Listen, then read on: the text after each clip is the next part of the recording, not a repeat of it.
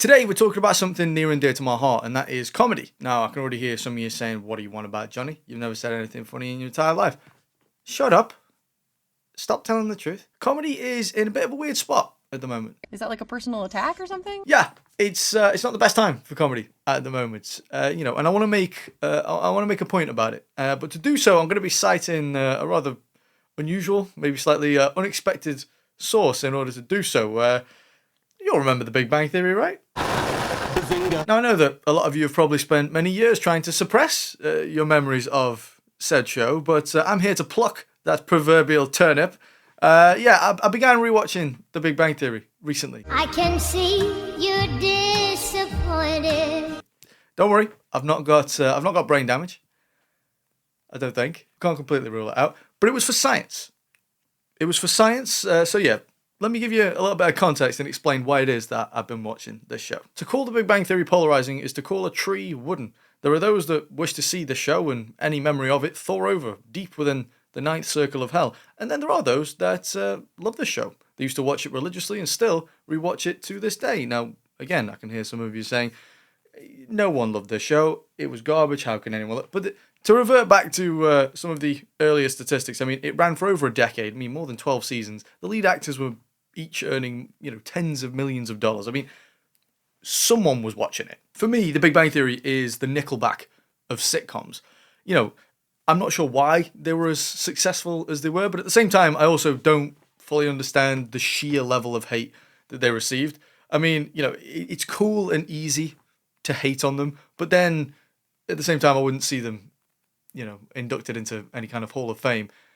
They're just mid. So, why did people dislike this show so much? Well, it's fair to say that there are quite a few reasons, but here are some of the main points. The first and most obvious criticism that you hear is that it is simply unfunny. I mean, that is subjective, I guess, but definitely not invalid. Second, many people saw it as a mockery of nerd culture, more like a pantomime designed to pander to people who don't actually know anything about nerd culture, and I think that is somewhat inarguable. Third, it was safe. It didn't delve into any serious or deep topics, at least not for any length of time, and whether you think it's funny or not, it didn't particularly challenge your sense of humour, it just sought to satisfy it. Or not, in a lot of cases. And finally, in more recent years, The Big Bang Theory has found itself the subject of many a YouTube video essay labelling the show as wildly misogynistic. Now, this is a point that I will legitimately defend the show on. This has been happening for decades now. There are always these people who point at comedy and critique it for portraying negative behaviours, or behaviours that they don't deem fit anymore, at least. People had shows like Fawlty Towers removed from streaming services because of problematic behaviour and languages. It's like, yes, that's the joke. Like, particularly the main character, Basil Fawlty. He does and says bad things, and bad things happen to him. That's the joke. The show is literally teaching you to be a better person and making you laugh whilst doing it and not insulting your intelligence. It's a very noble cause and people tore it down. The very same people that campaign to have shows like this and many others removed from streaming services because of its ignorance displayed the very same ignorance they claim to be fighting against. You looked at something and took it only at face value and didn't give it the time or respect to look a little deeper to understand the nuances that make it what it is. Unfortunately, it's all too common these days that you'll find people perpetuating the very behaviours they claim to be fighting against, and in this case, also tearing down the history of comedy whilst they're at it. It's the very principle that shows like Always Sunny are built on. Bad people do bad things happen to them. That is literally the joke. For those of you that have studied works like Dante's Inferno, which is 1/3 of a body of work that is known as the Divine Comedy, written by Dante himself about 800 years ago, you'll know that it's from this historical context that we get the word that we know today as comedy. Obviously, today it means a body of work produced with the intent to make an audience laugh, whether it be a sitcom, stand-up, etc. But back then, the word comedy referred to like a natural order. Like good things happen to good people, bad things happen to bad people, and the satisfaction that you derive from that. Your favorite comedy shows are all based around this very basic and ancient principle. And to see people tearing down these shows that are based around those very principles, the principles in which comedy derives its name and meaning from, is to see people attacking comedy at its most fundamental level whilst displaying an unrivaled ignorance. whilst also having the hubris to claim that that ignorance is the cause that they fight for. You know, we've come full circle because there's comedy within that. You know, some of the most ignorant people in our society shouting at and berating everyone else for being ignorant. If that's not the most fitting and funniest display of ignorance, I don't know what is. And here we are in the 2020s. You'd think everyone would see things clearly. And this is the same to some degree with The Big Bang Theory. Take Howard, for example. He's often cited as the most misogynistic character. And yeah, he's flirty, pervy, chauvinistic. He is unquestionably misogynistic. But the caveat that these online sponges seem to miss is that's kind of the point. He's continually portrayed as pathetic and lonely. There's even one episode where he gets his penis stuck in a robotic hand because he's trying to use it to jack off. And the whole joke of that entire episode is, look how ridiculous this man is. But then in the show, he slowly grows out of this behavior, and as a result, he meets someone, and then he ends up settling down and starting a family. The show is literally telling you, look, you can behave like this, but people will see you as pathetic and lonely. Look, if the writing of The Big Bang Theory is going over your head, you've got some serious catching up to do mentally. I don't know what to tell you. What's that? Okay. Yeah, the bottom of the ocean called. It wants you to go sit there for an hour or two so you can filter feed and actually be of some use. You lobotomized invertebrates. Just go and float somewhere, will you? Anyway, so I started rewatching The Big Bang Theory, and I was constantly being surprised by the content of the humor. Now, this isn't exclusive to The Big Bang Theory. It just so happens that this is the show that I'm using for this example. But I think the fact that it's got a reputation as, you know, a very safe, watered down show, I think that will actually help to highlight this point that I'm about to make even better. Well, men do things for women without expecting sex. Yeah, those would be men who just had sex. And I was equally, if not more, surprised by the fact that some of the jokes in the show were actually landed. Like, I mean, okay, there were no knee slappers. I was never rolling about on the floor crying, but there were actual identifiable jokes. There were setups and punchlines, which, you know, unfortunately can't be said for a lot of comedy shows these days. Who do I speak to about permanently reserving this table? I don't know, a psychiatrist? Bruh. You've also got to keep in mind that my bar for comedy right now is pretty low. I mean, you know, shows that I've watched recently include the likes of She Hulk and Velma. I mean, as a lot of you know, I watched the entire first season of Velma, and I think I laughed at like what? I think it was like 2 lines. 2 lines out of an entire season that I think was wrongly labeled as a comedy. Your dad is a high school guidance counselor, the lowest form of therapist. He's worse than the free therapy app I downloaded that's obviously Russian spyware. О, это Вельма. Интересно, она гей?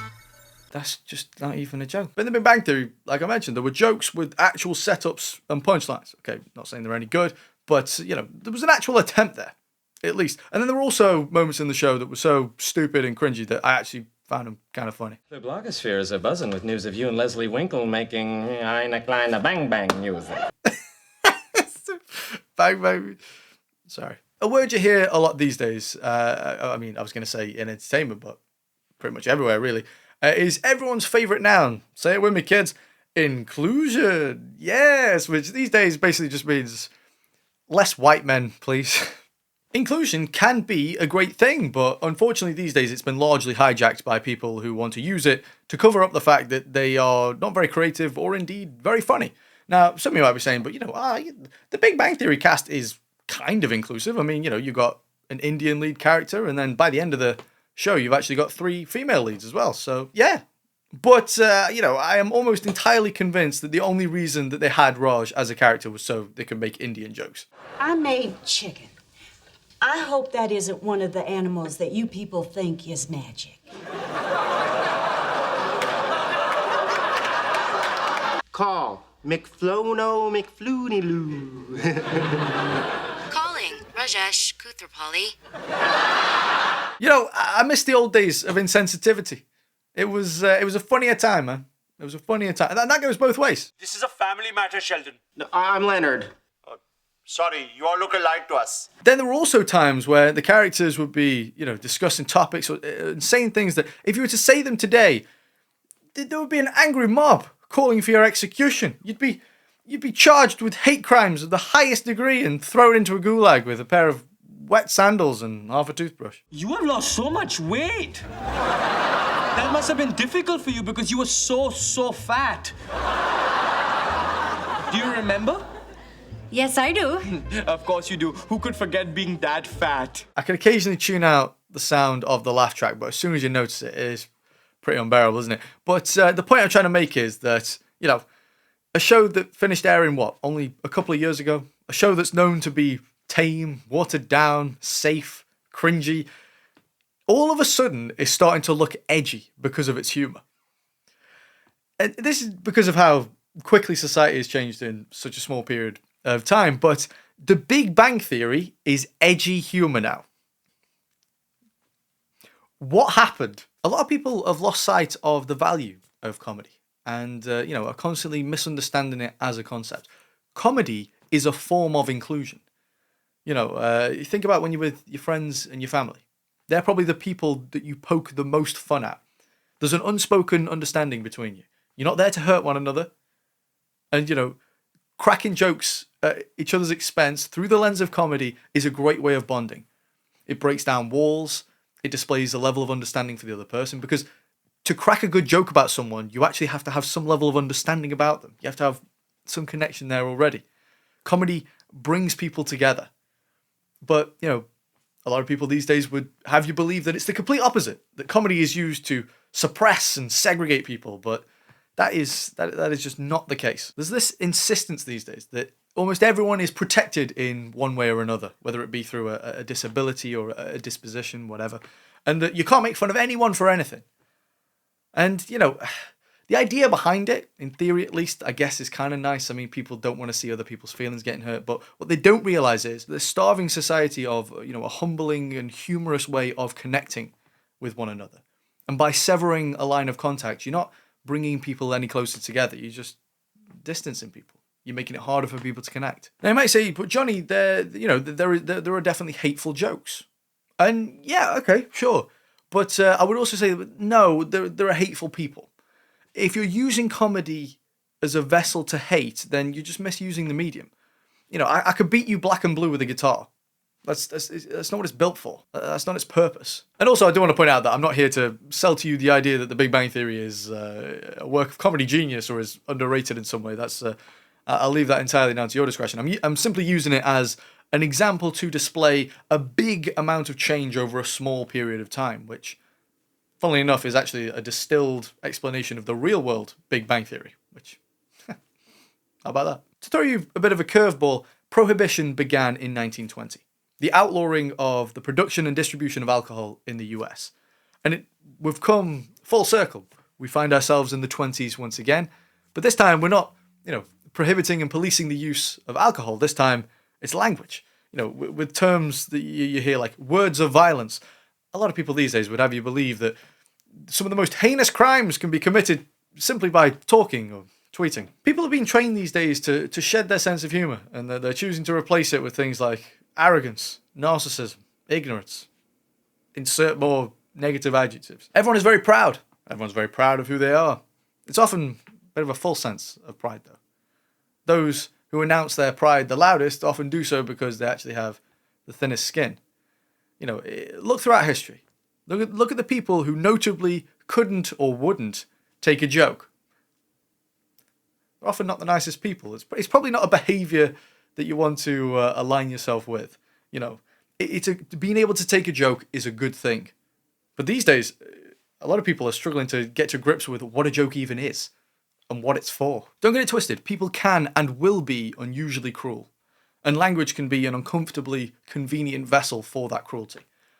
But, the fraction of a percent of people that choose to abuse those freedoms can and will be constantly dwarfed by the blessings enjoyed by a populace that are free to speak their minds in a way that they see fit. I would hope that this analogy has some resonance and that history will repeat itself and once again will prohibit prohibition. What was once outlawed 100 years ago is now a $1,600 billion industry. And it would be nice that, if at the turn of this decade, we see a similar trend happening with comedy and diction. Now, you might think I'm out of line for saying this, but I personally and very strongly believe that people who seek to take deplorable language away from people are just as bad as people who use language in deplorable ways. Because it's rooted within the same hatred. and that is the hatred of others. Same thing, it just manifests in different ways. Once upon a time, it was said that a face could launch 1,000 ships. And I think that Homer would be rather startled to learn that these days, it only takes a word. The N-word, no, just joking. But ultimately, the point I'm trying to make is, care for and be careful of the language that you use for your own sake. But be even more cautious when telling other people to be careful of the language that they use. Is comedy dead? No. But if Western society continues down this trend that it seems so fixated upon, sure, comedy might not die, but its audience might. Thank you very much for watching. I do appreciate you taking the time to listen to me.